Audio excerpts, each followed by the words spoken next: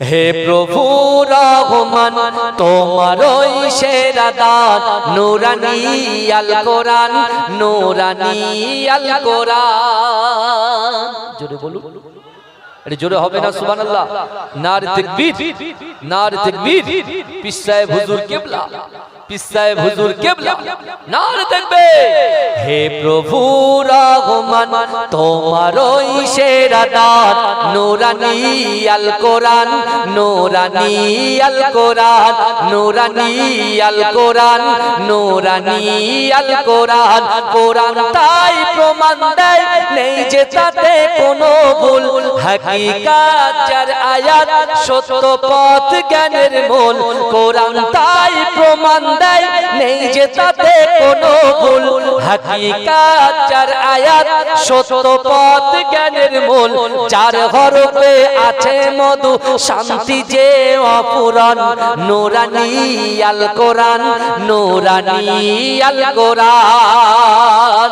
হে প্রভু রহমান তোমারই সেরা দান নূরানী আল কোরআন নূরানী আল কোরআন নূরানী আল কোরআন নূরানী আল কোরআন।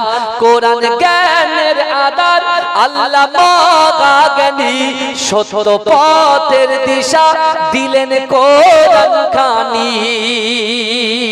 কোরআন জ্ঞানের আধার আল্লাহ মহাজ্ঞানী সত্য পথের দিশা দিলেন কোরআন খানি।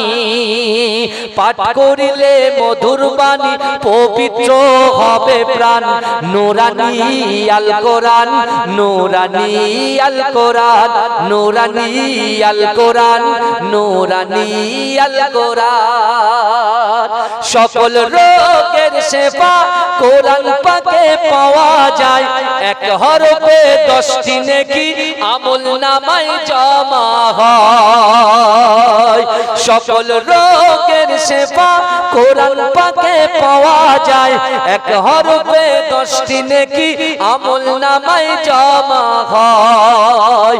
কোরআন হলো ওই শিবানী, কোরআন হলো ওই শিবানী মানব জীবন বিধান নূরানী আল কোরআন নূরানী আল কোরআন নূরানী আল কোরআন নূরানী আল কোরআন। হে প্রভু রহমান তোমারই সেরা দান নূরানী আল কোরআন নূরানী আল কোরআন। আল্লাহুম্মা সাল্লি আলা।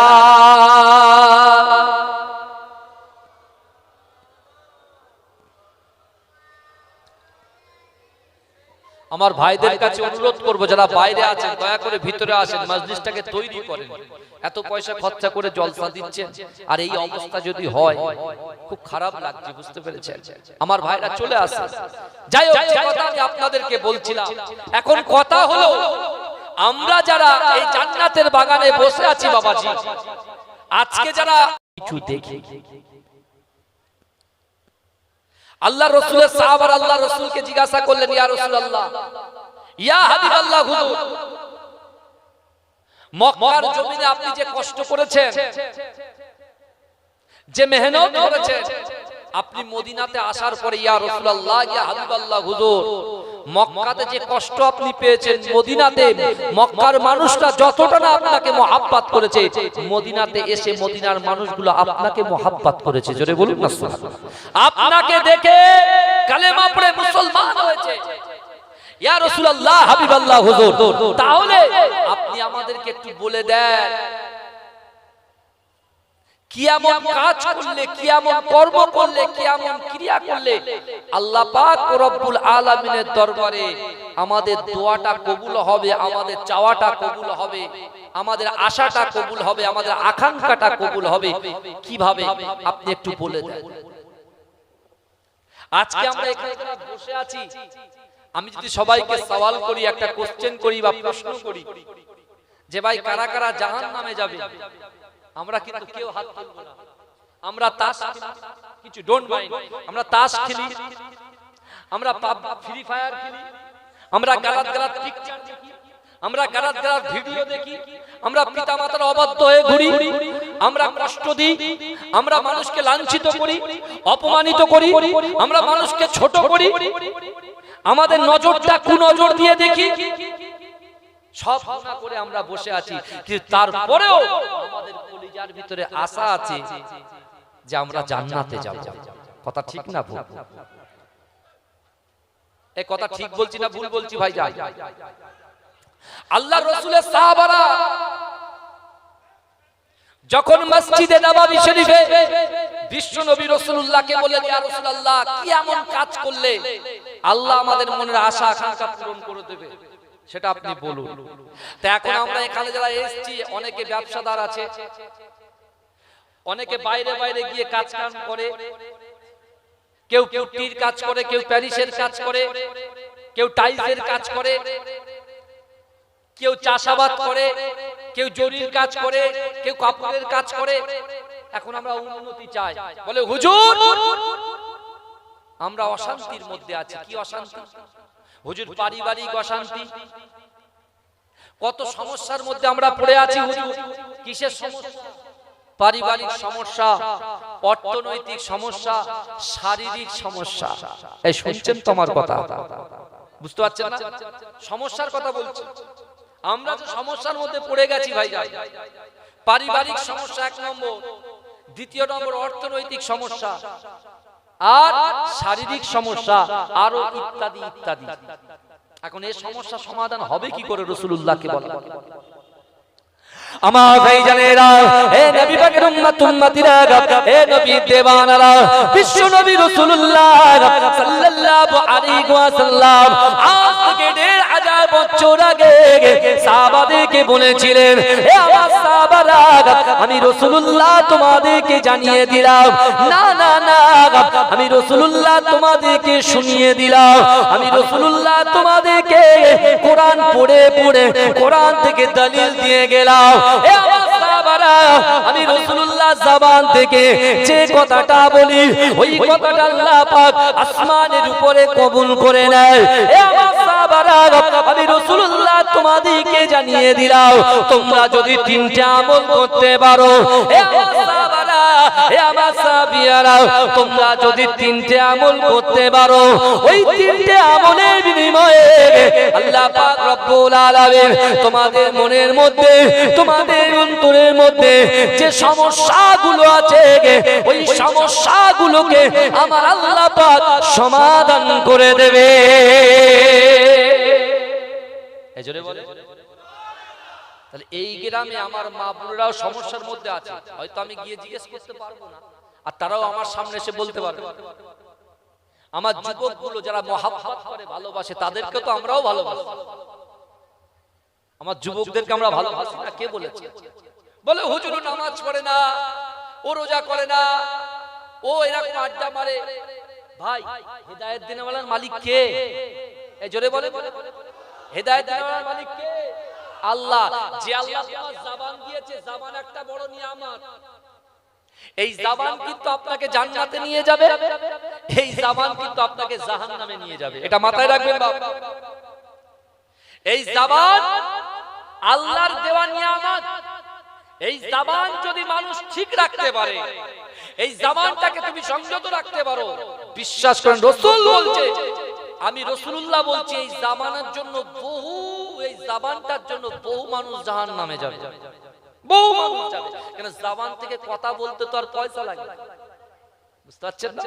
এখানে যা ইচ্ছা আমরা তাই প্রয়োগ করি, যেটা ইচ্ছা একটা মিসাইলের মতো বলে দিই। তো আল্লাহর রাসূল সাহাবাদেরকে বলছেন, আমার সাহাবারা, তোমাদের সমস্যা সমাধান হবে তিনটা আমল করো।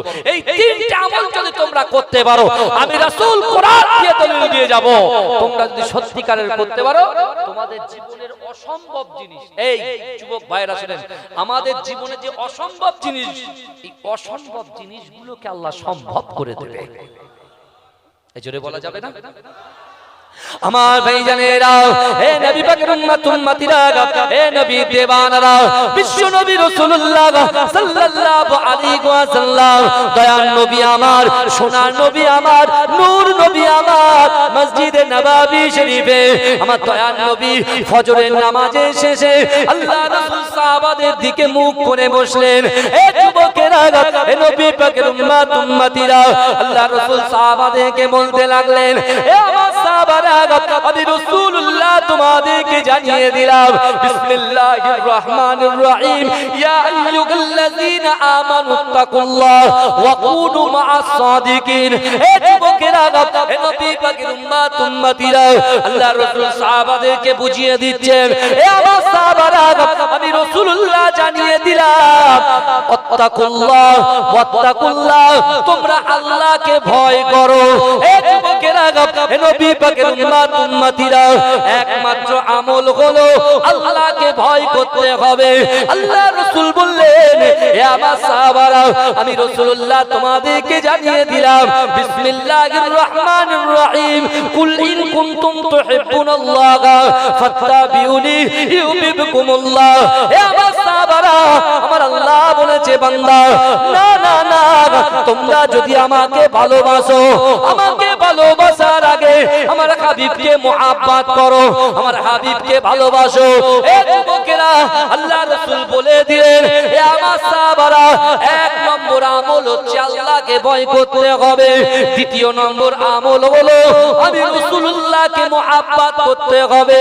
এ যুবকেরা, এ নবী পাকের উম্মত উম্মতিরা আল্লাহ রাসূল বললেন, আল্লাহ রাসূল সাল্লাল্লাহু আলাইহি ওয়াসাল্লাম বললেন, এ আমার সাহাবারা, এ আমার সাহাবিয়ারা, আকিমুস সালাত, আকিমুস সালাত, আকিমুস সালাত, নামাজ আদায় করতে হবে, নামাজ আদায় করতে হবে।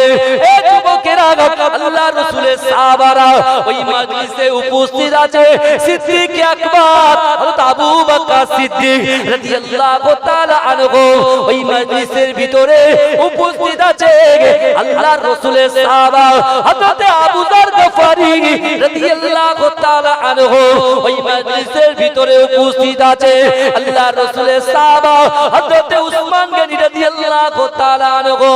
এ যুবকেরা, ওই মজলিসের ভিতরে উপস্থিত আছে আল্লাহর রাসূলের মুহাব্বতের সাহাবা হযরত উবাদা রাদিয়াল্লাহু তাআলা আনহু, ওই মজলিসের ভিতরে উপস্থিত আছে আল্লাহর রাসূলের সাহাবা হযরত সালমান ফারসি রাদিয়াল্লাহু তাআলা আনহু।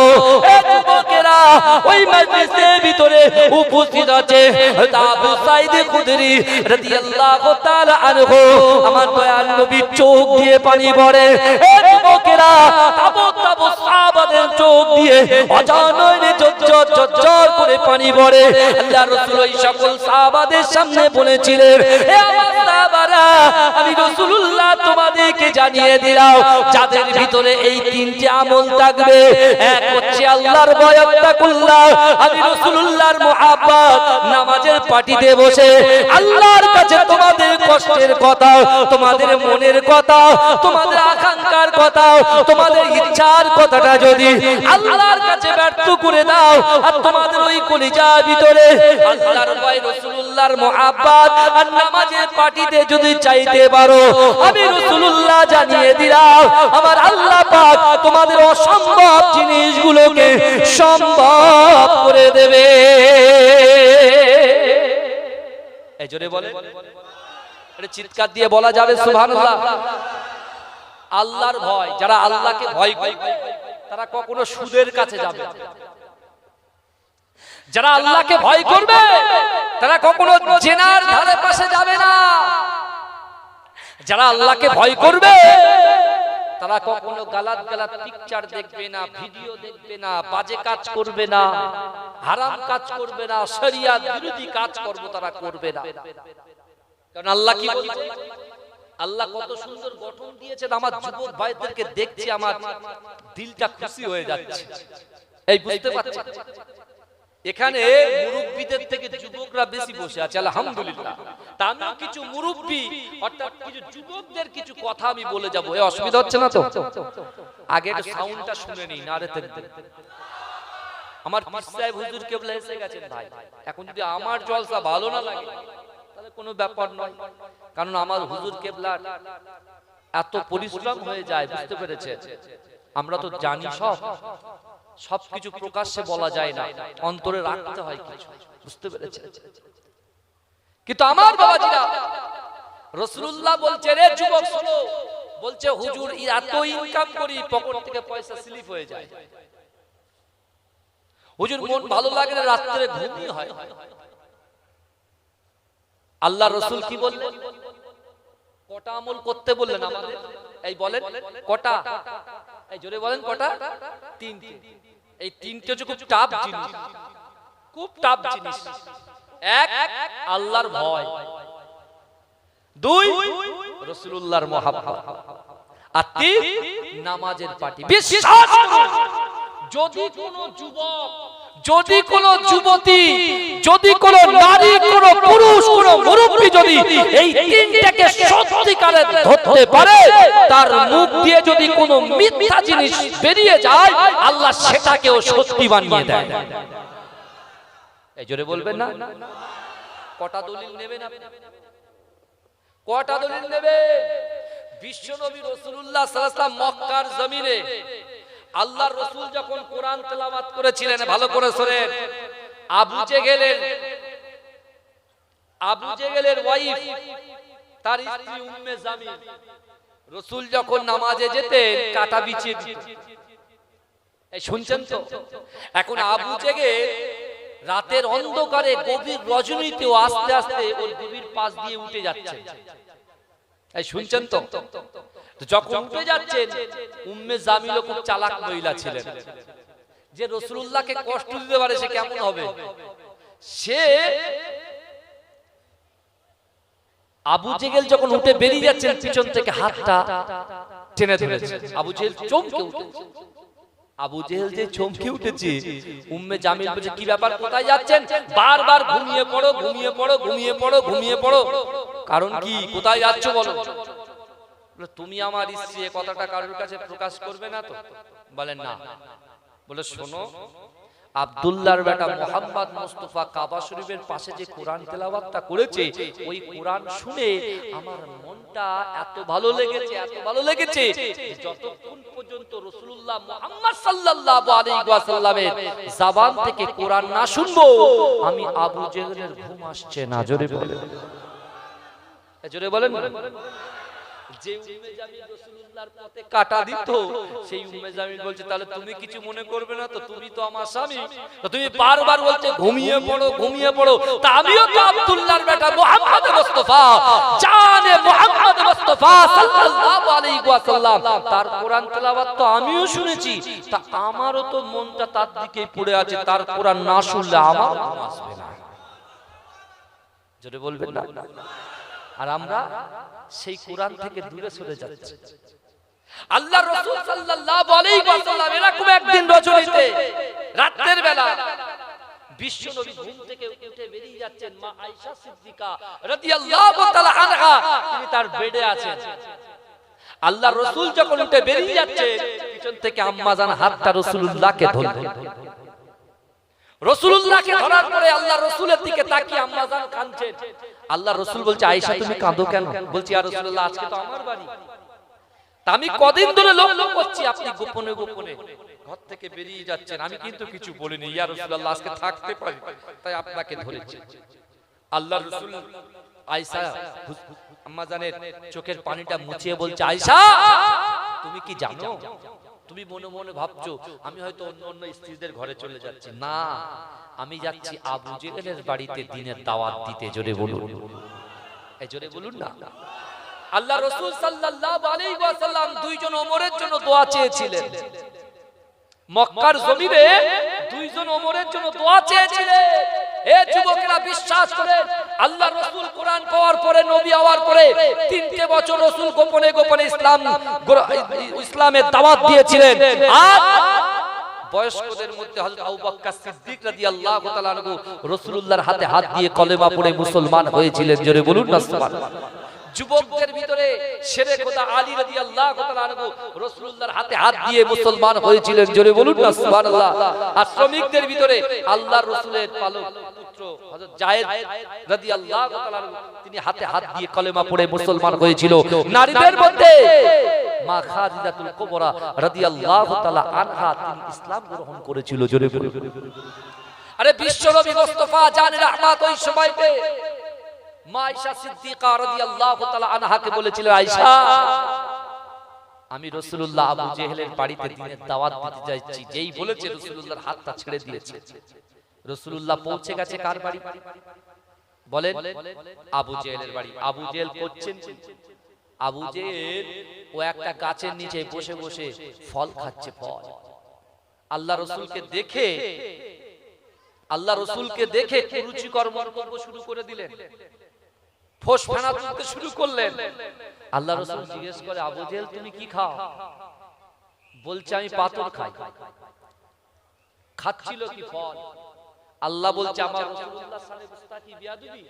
আল্লাহ পাক ওই আবু জেহেলের হাতে ফলটাকে আল্লাহ পাথরে পরিণত করে দিলেন। জোরে বলুন, এই জোরে বলা যাবে? আমার ভাইরা ভালো করে বোঝেন, যদি সত্যিকারের আল্লাহর ভয়, রাসূলুল্লাহর মহব্বত আর নামাজের পাটিটা ধরে আল্লাহর কাছে নিজের মনের কথা, অন্তরের কথা বলতে পারেন, তাহলে আল্লাহ অসম্ভবকে সম্ভব করবে। ভালো করে বোঝেন। আল্লাহ রাসূল সাল্লাল্লাহু আলাইহি ওয়াসাল্লামকে দূর দূর করে তাড়িয়ে দিলেন, রাসূলুল্লাহকে আঘাত করলেন। আমার ভাইরা বিশ্বাস করেন, আমার আল্লাহ পাক সবকিছু দেখলেন। তার কিছুদিন পরেই আল্লাহ পাক রব্বুল আলামিন আমার রাসূলকে মেরাজে নিয়ে গিয়েছিলেন। সুবহানাল্লাযী আসরা বিআবদিহি লাইলাম মিনাল মাসজিদিল হারাম ইলাল মাসজিদিল আকসা। জোরে বলুন না সুবহানাল্লাহ। মসজিদুল হারাম থেকে বাইতুল মুকাদ্দাস, বাইতুল মুকাদ্দাস থেকে আল্লাহ পাক আমার রাসূলকে জান্নাত জাহান্নাম দেখালেন। এই শুনছেন, জান্নাত জাহান্নাম সব কিছু দেখিয়ে আল্লাহ পাক রব্বুল আলামিন আমার রাসূলকে উপঢৌকন দিলেন। কি উপঢৌকন দিলেন? আকিমুস সালাত, নামাজ উপঢৌকন দিলেন। আল্লাহর রাসূল নামাজ নিয়ে মসজিদুল হারাম কাবা শরীফের সামনে আল্লাহর রাসূল নামাজ আদায় করছেন। ৩-৪ দিন পরে আবু জেহেল ওই রাস্তা দিয়ে যাচ্ছেন। আবু জেহেল রাস্তা দিয়ে যেতে যেতে তিনি দেখতে পাচ্ছেন আল্লাহর রাসূলের দিকে তার চোখটা, নজরটা যখন গেল, তখন দাঁড়িয়ে আল্লাহর রাসূলের দিকে হা করে তাকিয়ে আছে। আল্লাহর রাসূলও দেখছেন, আবু জেহেলও দেখছেন। আবু জেহেল থাকতে না পেরেছে, বলে মুহাম্মদ গত কয়েকদিন আগে তুমি আমার বাড়িতে গেলে, কিন্তু আমার বাড়িতে তুমি যখন গিয়েছিলে তখন তোমার শরীর থেকে যা নূর চমকাচ্ছিল, যা উজ্জ্বলতা ভাব ছিল, আজকে এসে দেখছি তার থেকে দ্বিগুণ বেড়ে গেছে এবং তোমার ফেস দিয়ে নূর চমকাচ্ছে। জোরে বলুন, তোমার মুখ দিয়ে নূর চমকাচ্ছে। আল্লাহর রাসূল বলছে এই একটা টাইম ওর মনটা নরম হয়ে গেছে, অর্থাৎ এবার একটু কলেমার দাওয়াতটা দিই। কারণ আমার কোরআন লুকিয়ে লুকিয়ে শুনতে আসে, আল্লাহ জিবরাইলকে দিয়ে আমাকে জানায়, অর্থাৎ আমার মনে একবার ও জাহান্নামে যাবে, আমি সহ্য করতে পারবো না। তাই আল্লাহর রাসূল ফের দিনের দাওয়াত দিলেন। আমার ভাইজানেরা, এ নবী পাকের উম্মতিরা, এ নবী দেবানারা, বিশ্ব নবী রাসূলুল্লাহ সাল্লাল্লাহু আলাইহি ওয়াসাল্লামের হাতে হযরত আবু বকর সিদ্দিক রাদিয়াল্লাহু তাআলা আনহু কলেমা পড়ে মুসলমান হয়েছিলেন। এ যুবকেরা, আবু জেহেল, আবু লাহাব, উতবা, শাইবা, শিবা এরা সহ্য করতে পারে না। আবু বকর সিদ্দিক আল্লাহ রাসূলের হাতে হাত দিয়ে কলেমা পড়ে মুসলমান হয়েছে। এ যুবকেরা, এ নবী পাকের উম্মতিরা, আল্লাহ রাসূল সাল্লাল্লাহু আলাইহি ওয়াসাল্লাম আবু জেহেলকে লক্ষ্য করে বললেন, হে আবু জেহেল শোনেন, আপনি যে আমাকে বলছেন গত 3 দিন আগে আমার শরীর থেকে যা নূর চমকাচ্ছিল, আজকে তার থেকে বেশি চমকায়। তুমি কি জানো আল্লাহ পাক রব্বুল আলামিন আমাকে মেরাজে নিয়ে গিয়েছে। শুধু তাই নয়, আমার আল্লাহ পাক রব্বুল আলামিন মসজিদুন আল্লাহ পাক রব্বুল আলামিন হারাম শরীফ থেকে বাইতুল মুকাদ্দাস থেকে আমার আল্লাহ পাক রব্বুল আলামিন আমাকে আসমান জমিন বে আল্লাহ পাক আসমান বেদ করে, সপ্তম আসমান বেদ করে আল্লাহ পাক জান্নাত জাহান্নাম সব কিছু দেখিয়ে আল্লাহ পাক 5 ওয়াক্তের নামাজ দিয়ে আমাকে দুনিয়ায় পাঠিয়েছে। হে যুবকেরা, হে নবী পাকের উম্মতিরা, এই কথা আবু জেহেল শুনে বলছে, হে মুহাম্মদ তুমি কি পাগল হয়ে গেছো নাকি? না না না, তুমি এই মিথ্যা কথা কেন বলো? হে যুবকেরা, হে নবী পাকের উম্মতিরা, আবু জেহেল আমার দয়ার নবী রাসূলুল্লাহকে বলেছিল, হে মুহাম্মদ শোনো, আমি এমন করে আমার জিন্দেগি জীবনে আল্লাহর ঘর কাবা শরীফ থেকে বাইতুল মুকাদ্দাসে আমি বহুবার গিয়েছি। যে বাইতুল বাইতুল মুকাদ্দাসে যেতে 30 দিন, আসতে 30 দিন সময় লাগে। তুমি কি করে এক রজনীতে কিভাবে আল্লাহর ঘর কাবা বাইতুল্লাহ শরীফ থেকে বাইতুল মুকাদ্দাস থেকে সপ্তম আসমান ভেদ করে আল্লাহ জান্নাত জাহান্নাম দেখে কিভাবে তুমি আসতে পারো? তোমার মাথা খারাপ হয়ে গেছে, তুমি মিথ্যা কথা বলছো। এই কথা বলে এ যুবকেরা আবু জেহেল ছুটতে লেগেছে। ছুটে আল্লাহর রাসূলকে এত অপমান করেছে। আল্লাহর রাসূল এমন করে আল্লাহর হারাম শরীফে বসে গিয়ে অজান হয়ে ঝরঝর করে কাঁদতে শুরু করেছে। এ যুবকেরা, এ নবী পাকের উম্মতিরা, আবু জেহেল ছুটে আল্লাহর রাসূলের মুহাব্বতে সাহাবা সিদ্দিক আকবর আবু বকর সিদ্দিক রাদিয়াল্লাহু তাআলা আনহুর বাড়ির দিকে পৌঁছে গেছে। বাইরে থেকে আওয়াজ দেয়, এ আবু বকর তুমি ঘর থেকে বার হয়ে এসো, এ আবু বকর তুমি ঘর থেকে বার হয়ে গেছো। এ যুবকেরা, আবু বকর মনে মনে বলে কি ব্যাপার, সকাল সকাল কাফেরের আগমন কেন, সকাল সকাল আবু জেহেলের আগমন কেন? আল্লাহর রাসূলের সাহাবা ঘর থেকে বার হয়ে গেলেন। এ যুবকেরা, ঘর থেকে যখন বার হয়ে যায় এমন করে আবু জেহেল বলছে, তুমি কার হাতে ঈমান এনেছো, কার কলেমা পড়েছো, কার মুখে কোরআন তেলাওয়াত শুনেছো? তুমি কি জানো তুমি যার উপরে ঈমান এনেছো সে পাগল হয়ে গেছে, সে মিথ্যা বলেছে। বলে কি বলেছে বলো? বলছেন না না না, ও আবু জেহেল তুমি তো শিক্ষিত মানুষ, তুমি বলো তো দেখি যে বাইতুল মুকাদ্দাসে যেতে 30 দিন সময় লাগে, আসতে 30 দিন সময় লাগে। তোমার নবী বলেছে ওই বাইতুল মুকাদ্দাসে তিনি আল্লাহর ঘর হারাম শরীফ থেকে বাইতুল মুকাদ্দাস থেকে সপ্তম আসমান ভেদ করে আল্লাহ জাহান্নাম জান্নাত সব কিছু দেখে পুনরায় সে হারাম শরীফে হাজির হয়েছে। এটা কি কোনোদিন সম্ভব আবু বকর? এ যুবকেরা, এ নবী পাকের উম্মতিরা, ঈমান কাকে বলে দেখেন? আমরা তো ঈমান এনেছি মুখে, কিন্তু এ যুবকেরা একটু ভালো করে বোঝার চেষ্টা করেন। আল্লাহর রাসূলের সাহাবা সিদ্দিক আকবর ওই সময় বলেছিল, এই কাফের আবু জেহেল আমার বাড়ি থেকে দূর হয়ে যাও। না না না, তুই আমার সামনে থাকবি না, তুই আমার সামনে থেকে দূর হয়ে যাও। আর তুই একবার শুনে যাও, আল্লাহর রাসূল যদি তোর মুখে, আল্লাহর রাসূল যদি তোর সামনে এই কথাগুলো বলে যায়, তোর মুখ দিয়ে আমি কথাগুলো শুনেছি, কিন্তু আমার দয়ার নবী মুস্তাফা সাল্লাল্লাহু আলাইহি ওয়াসাল্লাম এই কথাগুলো যদি তোমাকে বলে যায়, আমি আবু বকর আমি তোকে জানিয়ে দিলাম, আমার দয়ার নবী যে কথাটা বলেছে বরহাক সত্য কথা বলেছে। জোরে বলে, আরে জোরে হবে না সুবহানাল্লাহ? আল্লাহ বলছে, বান্দা আহাসিবান নাস ওয়া ইতরাকু আইয়াকুলু আমানা, বান্দা তোমরা যারা ঈমান এনেছো তোমরা কি মনে করো আমি আল্লাহ তোমাদেরকে ছেড়ে দেব? অহুম লা ইফতানুন, আমি আল্লাহ কি তোমাদের পরীক্ষা করব না? তা সিদ্দিক আকবরকে আল্লাহ পরীক্ষা করেছিলেন না করেন? এই কথা একজন নামাজি মুসলিম লোক, বয়স্ক লোক, হাতা গুটিয়ে ফজরের আজান হচ্ছে, as-সালাতু খায়রুম মিনান নাওম, ঘুম থেকে নামাজ উঠল। ও লোক তাড়াতাড়ি ওযু করে গটগট করে হাসছে, আর ইবলিস শয়তান একটা বড় জুব্বা পরে আর একটা ছোট শিশিরের বোতল নিয়ে দাঁড়িয়ে আছে ঠিক মসজিদের আগে। এই লোক যাচ্ছে, ইবলিস শয়তান একদম জোরে একটা সালাম দেয়। ও লোক বলছে, সাহস বলো তো, এখন নামাজের সময় সালাম? চল নামাজ পড়বি। বলে দাঁড়ান না, একটু কথা বলবো। বলে না, এখন নামাজের সময়। বলে প্লিজ একটুখানি দাঁড়ান, একটা কথা উত্তর দিয়ে চলে। বলে আপনি বলেন, আল্লাহ পাক রব্বুল আলামিন এই পুরো পৃথিবীটাকে এই শিশিরের মধ্যে বন্দী করতে পারে? বলে দাঁড় পাগল কথা, এটা সম্ভব? বলে চল চল চল, আপনি নামাজ পড়েন। ভাই নামাজ হবে তো? কথা বলেন না, বুঝতে পারেননি? একটা শিশিরের মধ্যে শয়তান ইবলিস বলছে, তুমি বলো পুরো পৃথিবীটা আল্লাহ পাক যদি চান এই শিশিরের মধ্যে নিয়ে আসতে পারে? সে বলছে এটা কি কোনোদিন সম্ভব? এসব প্রশ্ন কেউ করে? বলে চলে হলো যান তাড়াতাড়ি তাড়াতাড়ি। আরেকজনকে ধরেছে, বুঝলেন? আরেকজনকে ধরেছে, সে বলছে অবশ্যই আমার আল্লাহ পারে, আমার আল্লাহ যদি বলে কুন হও সঙ্গে সঙ্গে হয়ে যায়। জোরে বলে, এই জোরে বলবেন না, এই জোরে বলা যাবে না সুবহানাল্লাহ। যারা নাস্তিক, যারা ইহুদি, তারা কিন্তু আল্লাহকে বিশ্বাস করে না, বলে আল্লাহকে দেখা যায়। ভাইজান আপনি বলেন তো দেখি, কান দিয়ে আমরা শুনি, কান দিয়ে আমরা শুনি, শোনাটা কি দেখা যায়? কথা বলেন। চোখ দিয়ে আমরা দেখি, এই যে দেখাটা কি আমরা দেখা যায়? আরো সহজ করে বলি, আমাদের শরীরের মধ্যে যদি রূহ আছে বলে আমরা হাত তুলতে পারছি, হাত নাড়াতে পারছি, স্থান পরিবর্তন করতে পারছি, চোখ দিয়ে দেখতে পাচ্ছি।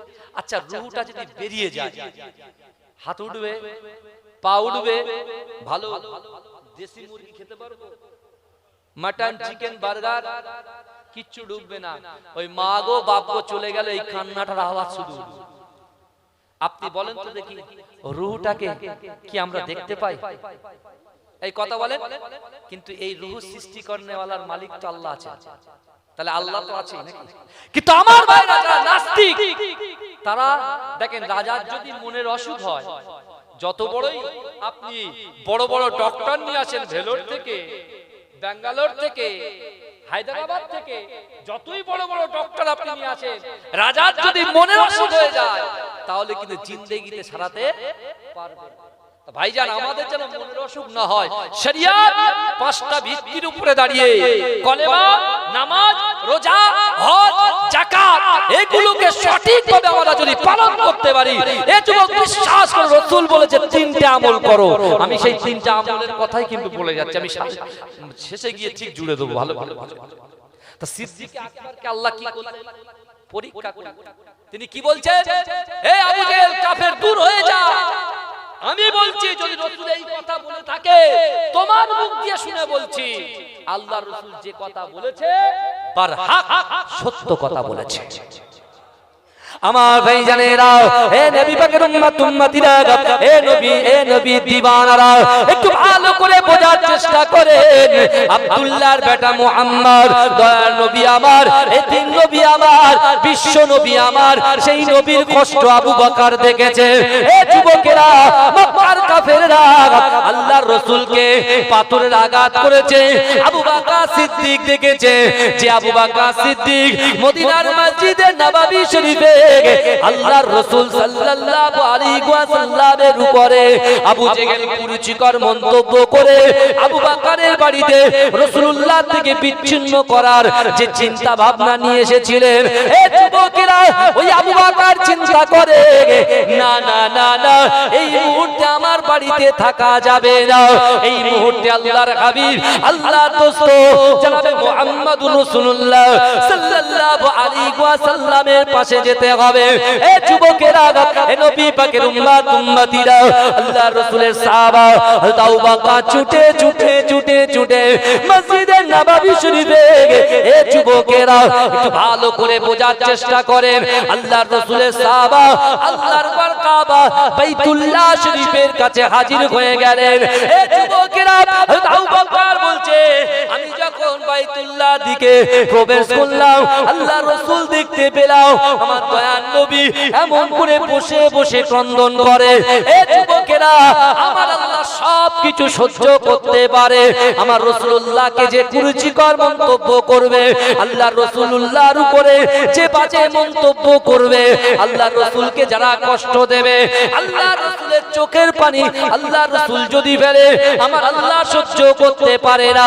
এ যুবকেরা, এ নবী পাকের উম্মতিরা, আমার দয়ার নবী মেরাজে গিয়েছে, জান্নাত দেখেছে, জাহান্নাম দেখেছে, কেমন কি আযাব হবে সব কিছু রাসূল যখন দেখে আবু জেহেলকে বলেছিল, আবু জেহেল রাসূলুল্লাহকে এত দুর্ব্যবহার করেছে।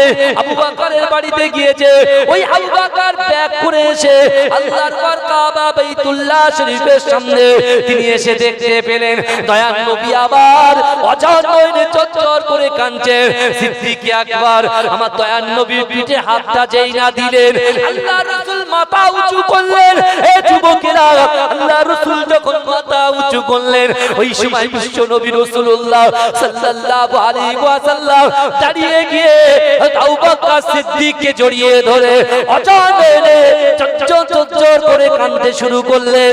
এ যুবকেরা, আল্লাহ রাসূলের সাহাবা আবু বকর সিদ্দিক আল্লাহ রাসূলকে বলে, ইয়া রাসূলুল্লাহ, ইয়া হাবিবাল্লাহ, হুজুর আমার পিতা মাতা আপনার উপরে কুরবান। ইয়া রাসূলুল্লাহ, আপনি কাঁদবেন না, আপনি মনটা ভাঙবেন না। ইয়া রাসূলুল্লাহ, হাবিবাল্লাহ, আবু জেহেল আমার বাড়িতে আমার ঈমান হারা করার জন্য গিয়েছিল। ইয়া রাসূলুল্লাহ, হাবিবাল্লাহ, আমি সব কিছু শুনেছি, আবু জেহেলের মুখ থেকে শুনেছি। ইয়া রাসূলুল্লাহ, হাবিবাল্লাহ, আমি আবু বকর আপনার কাছে সাক্ষ্য দিয়ে দিলাম, না না না, আপনি আবু জেহেলকে যা যা বলেছেন আমি আবু বকর এই কথাগুলোকে বিশ্বাস করে নিলাম। এ যুবকেরা, আসমানের উপরে আমার আল্লাহ পাক আবু বকরের উপরে খুশি হয়ে গেছে। এ যুবকেরা, এ নবী পাকের উম্মতিরা, আমার আল্লাহ পাক জিবরাইলকে আমার দয়ার নবী রাসূলুল্লাহ সাল্লাল্লাহু আলাইহি ওয়াসাল্লামের কাছে পৌঁছে দিয়েছে। ও জিবরাইল, চলে যাও, চলে যাও, আমার হাবিবুল্লাহকে বলো, আমার হাবিবুল্লাহকে আমার আবু বকর খুশি করেছে, আমার হাবিবুল্লাহকে আমার আবু বকর রাজি করে ফেলেছে। যাও যাও যাও, আবু বকরের উপরে আমার হাবিবুল্লাহ খুশি হবার জন্য আমি আবু বকরের নামের পাশেতে সিদ্দিক উপাধি দিয়ে দিলাম। জোরে বলে, চিৎকার দিয়ে বলবেন, যাও, আমি আবু বকর সিদ্দিকের নামের পাশে কি দিয়ে দিলাম? সিদ্দিক মানে সত্যবাদী উপাধিটা দিয়ে দিলাম। জোরে বলুন, জোরে বলবেন। আল্লাহর রাসূলের সকল সাহাবারা হারাম শরীফে সব একত্রিত হয়ে আল্লাহর রাসূলকে খুশামদিদ দিচ্ছেন, স্বাগতম জানাচ্ছেন। আর আল্লাহর রাসূলকে বলছি, ইয়া রাসূলুল্লাহ, আপনি জান্নাত দেখেছেন? বলে হ্যাঁ। জোরে বলুন, ইয়া রাসূলুল্লাহ, এটা জান্নাতের বর্ণনা করেন। ইয়া রাসূলুল্লাহ, কাঁদতে কাঁদতে সাহাবারা বলছে, ইয়া রাসূলুল্লাহ, আপনি জাহান্নাম দেখেছেন? বলে আমি সব দেখেছি। আল্লাহ রাসূলকে ওই সাহাবারা বলছে, ইয়া রাসূলুল্লাহ, তাহলে একটু বর্ণনা করেন না, বর্ণনা করেন না। তা আল্লাহ রাসূলের সাহাবারা সবাই রেডি হলেন। আল্লাহ রাসূল বলছে, সবাই বসো, আমি ঠিক আলোচনা করব। কিন্তু এদিকে আবু জেহেল কি করেছে? আবু জেহেলের খুব প্রেস্টিজে লেগেছে, কারণ আবু বকর আবু জেহেলকে কাফের বলেছে। এই শুনছে, খুব প্রেস্টিজে লেগেছে। ও কি করেছে? একা ছিল তো, ও দলবল লাগবে। ও সোজা গিয়ে ওর বন্ধু আবু সুফিয়ান, আবু লাহাব, আরো সব তাবর তাবর বড় বড় কাফেরদেরকে নিয়ে এসেছে। কি যে আজকে একটা বোঝা পড়া হবে। কি বোঝা পড়া হবে? না, মুহাম্মাদুর রাসূলুল্লাহ বলছে বাইতুল মুকাদ্দাসে গিয়েছে, তা আমি আবু জেহেল গিয়েছি, তাহলে বাইতুল মুকাদ্দাস সম্পর্কে কিছু প্রশ্ন সওয়াল করা হবে। আল্লাহ রাসূলের সাহাবা হযরত ওমর হুজুর, উনি তো সব সময় তলোয়ার নিয়ে রেডি থাকে।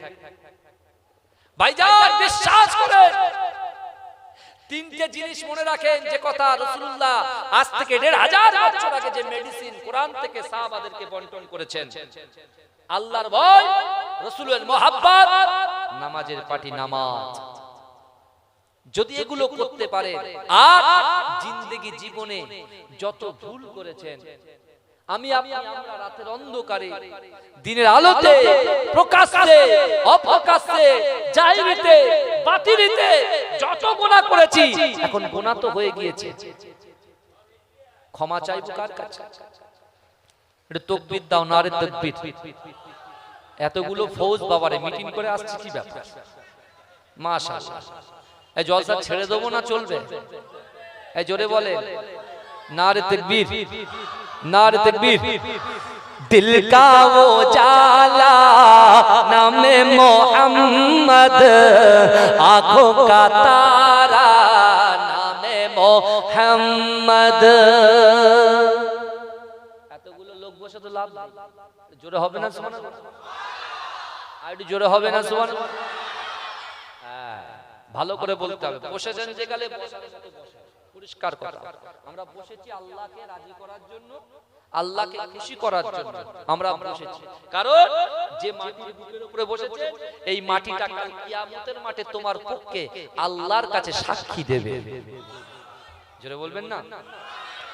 दिल का वो जाला नामे मोहम्मद, आंखों का तारा नामे मोहम्मद जन्नत के पातों पे अर्शे उला पर आदम ने देखा था नामे मोहम्मद दिल का उजाला नामे मोहम्मद आंखों का तारा नामे मोहम्मद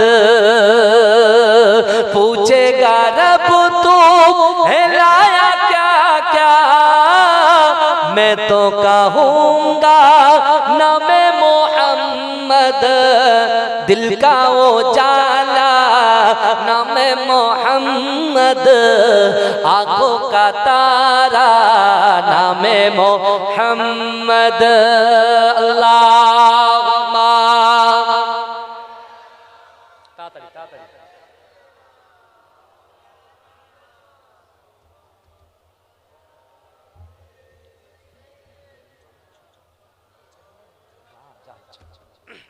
আমার বাবাজিরা ভাই কোরআন শরীফ আয়াতটা মনে আছে তো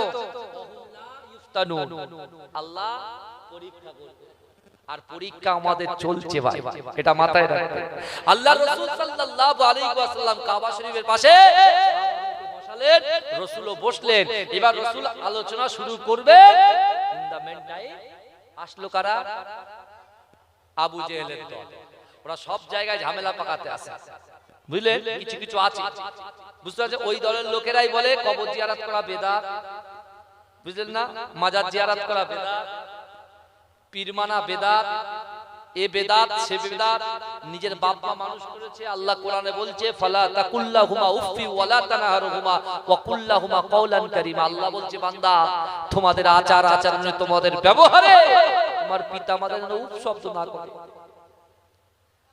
বাপের রূহটা মায়ের রূহটা ছেলের দিকে ফোকাস করে দাঁড়িয়ে আছে যে কখন আমার ছেলেটা সূরা ফাতিহা শরীফ ইখলাস শরীফ দোয়া করবে আর ছেলে ঘুরে ঘুরে বেড়াচ্ছে এ মনে করছে খুব মজা হচ্ছে বাপ জমি রেখে গেছে শুধু বেচছে আর খাচ্ছে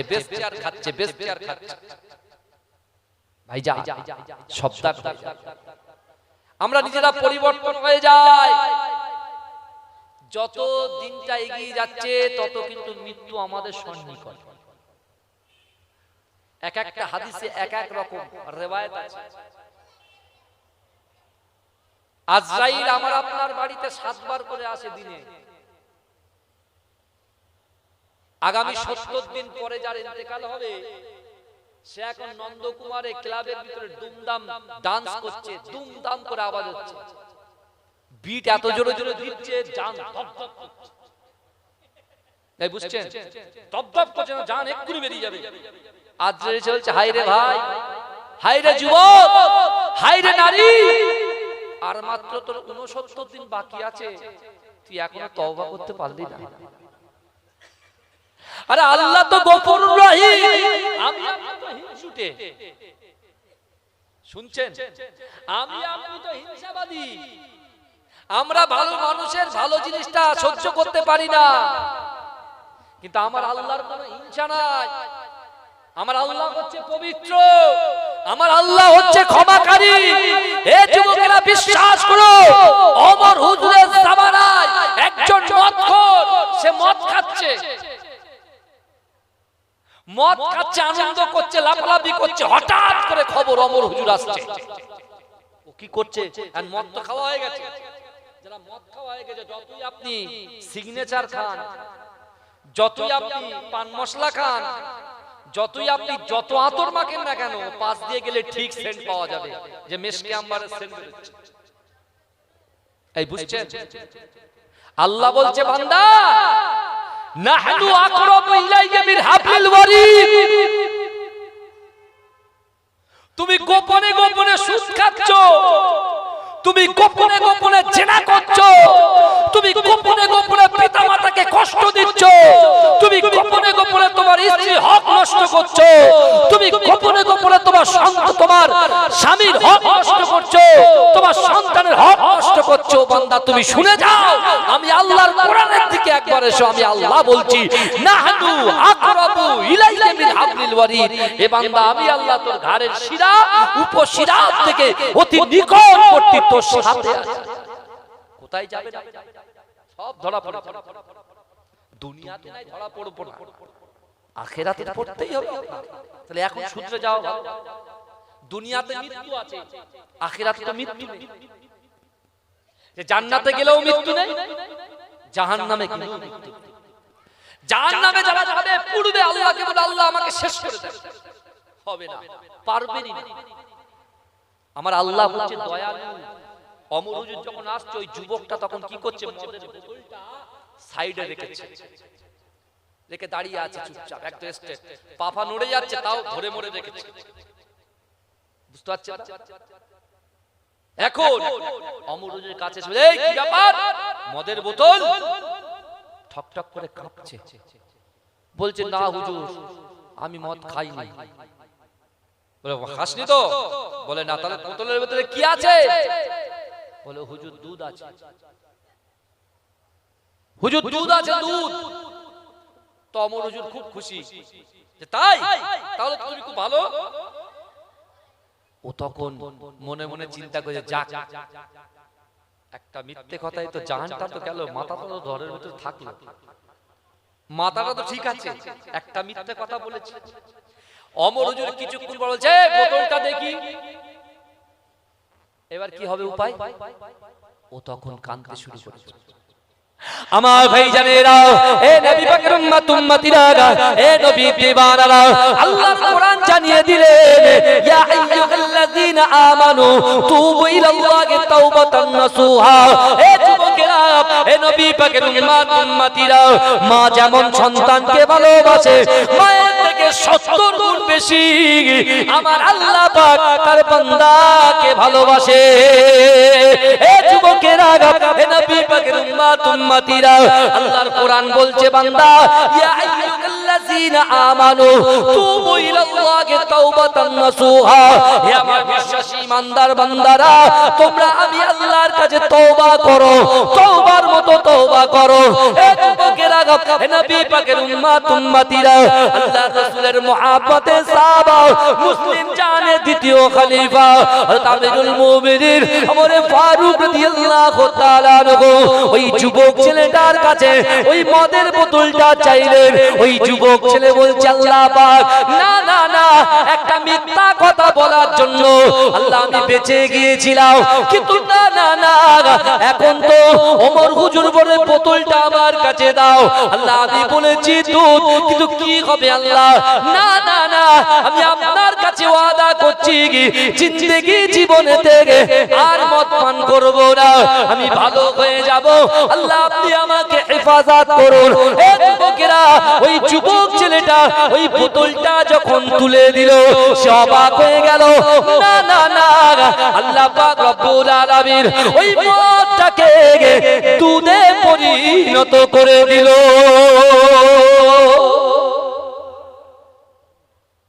জোরে বলে জোরে বলা যাবে না সুবহানাল্লাহ আরে চিৎকার দিয়ে বলা যাবে না সুবহানাল্লাহ উঠে সাইড আমার বাবাজিরা ভাইরা ভালো করে বোঝেন এখন ওমর হুজুর দেখে এত খুশি হয়ে গেছেন আর ওই যুবক ছেলেটা কাঁদতে শুরু বলে কাঁদো কেন বলছে আমি তো আপনার সঙ্গে মিথ্যা কথা বলেছি কিন্তু আমার আল্লাহ এত দয়ালু আমার আল্লাহ এত দয়ালু যে আমি মদ খেয়েছি আমার সাইডে মদ ছিল তারপরেও আল্লাহর কাছে চেয়েছি আর আল্লাহ মদটাকে দুধ বানিয়ে দিল জোরে বলবেন আল্লাহ যদি এরকম ভাবে বাঁচাতে পারে আমরা তো ইসলামের ঘরে জন্ম নিয়েছি এই কথা বলে কোরআনের ঘরে জন্ম নিয়েছি আল্লাহর কোরআন বলছে বান্দা ইন্নাল্লাহা লা ইউগাইয়িরু মা বিকওমিন হাত্তা ইউগাইয়িরু মা বিআনফুসিহিম আমার আল্লাহ বলছে বান্দা যে জাত যে কওম নিজে পরিবর্তন হবার চেষ্টা করে না আমি আল্লাহ ওই জাতি ওই কওমকে কখনোর জন্য পরিবর্তন ঘটাই আল্লাহ বলছে বান্দা ফাজকুরনি আশকুরকুম বান্দা তোমরা আমাকে স্মরণ করো আমি আল্লাহ তোমাকে স্মরণ করব এর ব্যাখ্যা বহু আল্লাহ বলছে বান্দা তোমরা আমাকে মহব্বত করো, আমিও তোমাদেরকে মহব্বত করব। তোমরা আমার কাজ করো, আমিও তোমাদের কাজ করে দেব। জোরে বলবেন না সুবহানাল্লাহ। এর অনেক ব্যাখ্যা হতে পারে। আল্লাহ বলছে তোমরা আমার জিকির করো, আমি আল্লাহ বলছে আমিও তোমাদের জিকির করব। আল্লাহ বলছে বান্দা তোমরা আমার কথা শোনো, আমিও তোমার কথা শুনবো। এখন কথা হলো আল্লাহ তো আমাদের কথা শুনবেন না, আল্লাহ তো আমাদের ইজ্জত ওয়ালা বানিয়েছে। কেন কোরআনে বলছেন আল্লাহ ওয়ালাকাদ কাররামনা বানি আদম, আল্লাহ বলছে আমি বানি আদম সন্তানকে ইজ্জত দিয়েছি, সম্মান দিয়েছি। জোরে বলুন না সুবহানাল্লাহ। এই লোক আমরা গরীব মানুষ বলে, আমরা লোক মানুষ বলে, আমি দিন আনি দিন খাই বলে, নুন আনতে পান্তা ফুরাই বলে লোক আমাকে বেইজ্জতি করে। তুমি ঘাবড়াচ্ছ না লোক তোমাকে কি বলবে না বলবে, তুমি ঘাবড়াচ্ছ কেন? যে আল্লাহ তোমাকে সৃষ্টি করেছে সেই আল্লাহকে তোমাকে তো সম্মান দিয়েছে। কোরআনে বলছে ওয়ালাকাদ কাররামনা বানি আদম, আমি আল্লাহ পাক বানি আদম সন্তানকে ইজ্জত দিয়েছি, সম্মান দিয়েছি। জোরে বলে